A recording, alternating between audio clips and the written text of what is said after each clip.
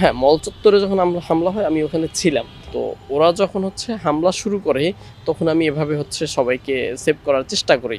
এভাবে আমার হাতে প্রায় ২০ থেকে ৩০ টার মতো আঘাত লাগে। তো সেখান থেকে যখন একটা শব্দ কানে আসে, একটু পরে আমার সেন্স ফিরে আসার পরে যে দৌড়া, তখন আমি সেখান থেকে উঠে দৌড়ে বাঁচার চেষ্টা করি।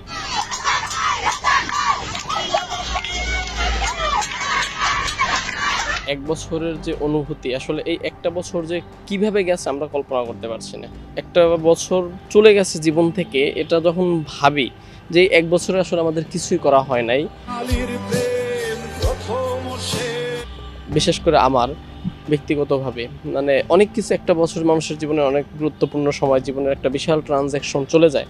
বাট এই জুলাই থেকে এ পর্যন্ত, এই জুলাই ২৪ থেকে ২৫ জুলাইয়ের ভেতরে এই একটা বছর আসলে কিভাবে চলে গেছে, এটা মানে নিজেও কল্পনা করতে পারছি না যে একটা বছর পুরো ট্রমার উপরে গেছে।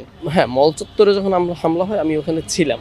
তো আমরা যখন দৌড়ে একদম সংক্ষেপেই বলি সেটা, দৌড়ে যখন ওখান থেকে পিছু হটছিলাম, কারণ আমরা ছিলাম একদমই মানে আমাদের হাতে কিছু ছিল না, খালি হাতে, শূন্য হাতে। আর ওরা তো মারামারির জন্য প্রস্তুতি নিয়ে আসছে।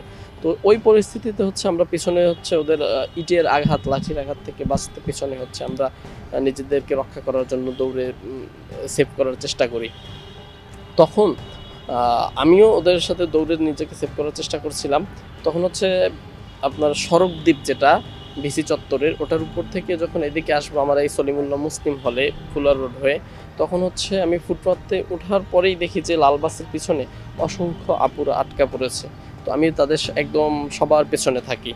সবার পেছনে মানে আপুদের পেছনে, কিন্তু ছাত্রলীগের একদম সামনে।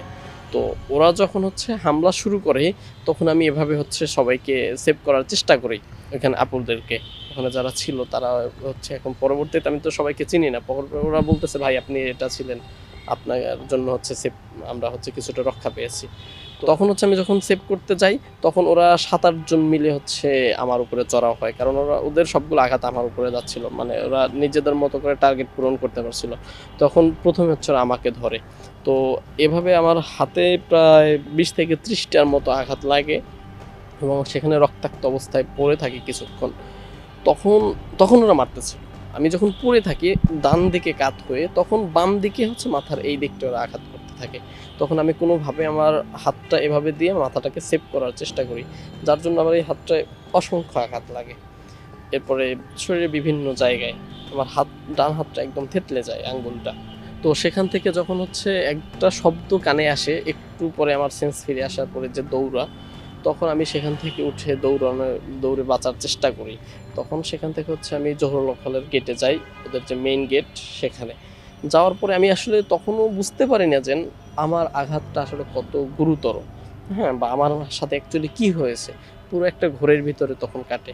তখন ওখানে থাকা কয়েকজন যে আমাদের সাথে আন্দোলনকারী ছিল, তারা চিৎকার করে যে ভাইয়ের অবস্থা খুবই খারাপ, তাকে ধরো, বসাও। বাট আমি বুঝতেছি না আর কি। যাই হোক, আমাকে বসাইলো। বসানোর পরে একজন আপু তার ওড়নাটা দিয়ে আমার মাথাটাকে বেঁধে দেয় জহুরুল হলের গেটে। এরপরে দেখি যে আমার পুরো শরীর আসলে রক্তে ভেজে যায়, বাট তখন আমার আসলে সেন্স কাজ করতেছে না যে কি হচ্ছে। এরপরে আমার সাথে থাকা আমার বিভাগের বন্ধু জুবায়ের, ও আমাকে দেখার পরে ও আমাকে বলে যে ভাই আপনার অবস্থা খুবই খারাপ, আপনাকে মেডিকেলে নিতে হবে। তো ওরা আমাকে রিকশায় ওঠায়। রিকশায় ওঠানোর পরে নিয়ে যায়। তো সাথে আরও একটা যে তন্নি নামের মেয়েটা, ওর যে এখানে আঘাত লেগেছে, আপনি একটা লাঠি হাতে, এভাবে একটা মেয়ে, একটা আইকনিক সিন ছিল সেই জুলাইয়ের, ওই মেয়েটা আমার সাথে রিকশায় ওঠে। সেখান থেকে আমাকে ঢাকা মেডিকেলে নিয়ে যায়। ঢাকা মেডিকেলে নিয়ে যাওয়ার পরে দেখি যে সেখানে আমার ধারণাও ছিল না যে সেখানে কত আহত, অলমোস্ট ২ থেকে ৩০০-র বেশি আহত হবে সেখানে ঢাকা মেডিকেলে।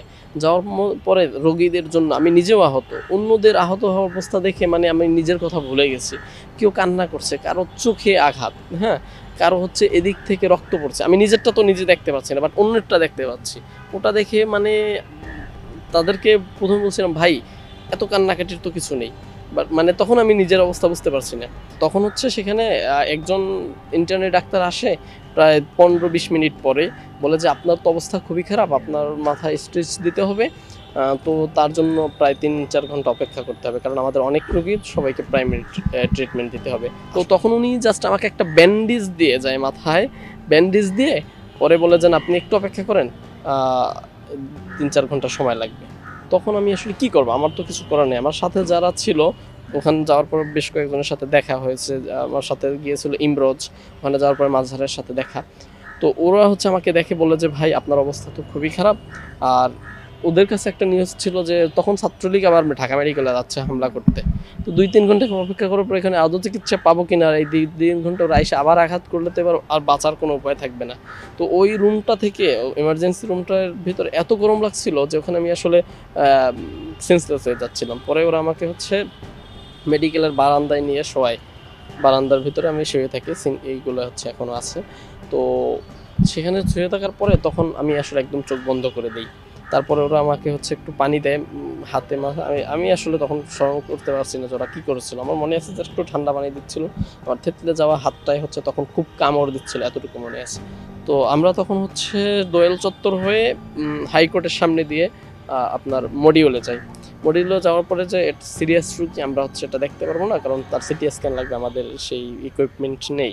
পরে সেখান থেকে অনেকক্ষণ পরে আমি সেখানে বসে পড়ি, বসে একদম সেন্সলেস হয়ে অবস্থা। তখন ওরা হচ্ছে একটা সিএনজি ভাড়া করে আমাকে হচ্ছে মিরপুরে কল্যাণপুর ইবনে সিনায় নিয়ে যায়।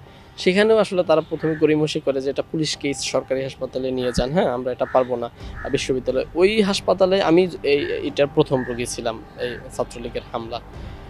পরবর্তীতে আসলে অবস্থা খুবই ক্রিটিক্যাল হয় যে এখানে তো আসলে আপনাদের, এটা তো মেডিকেলের দায়িত্ব, ওদেরকে ওরা আর কি আর্গুমেন্ট করেছে যে একটা মানুষ তো মরে যাচ্ছে, সেখানে তো প্রাইমারি ট্রিটমেন্টও তো দিতে হবে। তো ওরা তখন হচ্ছে স্যালাইন লাগায়, কারণ হচ্ছে আমার প্রেশার লো হয়ে যাচ্ছিল।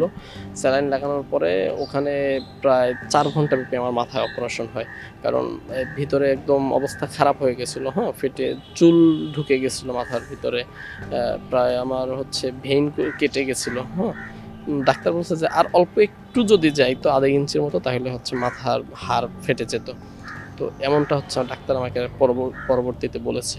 তো সেখানে প্রায় ৯টার মতো সেলাই লাগে, ইন্টারনাল সেলাই লাগে, আপনার যেটা হচ্ছে ভেইন সেলাইয়ের জন্য। তো এই রকমের ছিল অবস্থা। আসলে প্রত্যেকটা মুহূর্তে এভাবে স্মৃতির মধ্য দিয়ে যেতে হয় এবং আমরা এটা যেতে চাই, কারণ এই জুলাই জিনিসটা কিংবা আমরা যে আহত হয়েছি, হ্যাঁ আমাদের উপর দিয়ে এরকমের একটা নিপীড়ন গেছে, এটা আসলে ভুলে যাওয়ার মতো না।